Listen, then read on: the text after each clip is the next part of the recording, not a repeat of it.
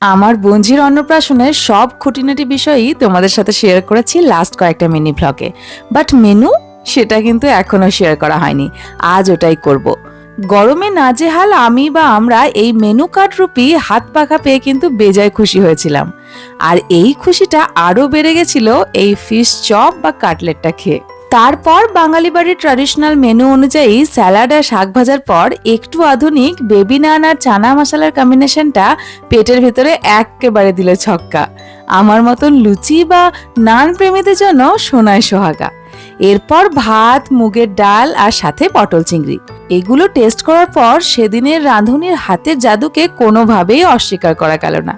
তারপর বীরভূমের স্পেশাল আর সব ভোজবাড়ির কমন এই আলু পোস্ত রাজার মতো এসে খাওয়াটাকে আরো জমিয়ে দিল। এবার পছন্দের কাতলা মাছের পিস দিয়ে বাকি খাওয়াটুকু শেষ হবার উপক্রম।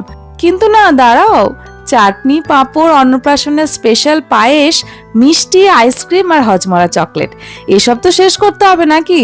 একদিকে হাত পাখার হাওয়া আর অন্যদিকে এসব সুস্বাদু খাবার। ভালোই জমেছিল অন্নপ্রাশনের লাঞ্চটা কিন্তু।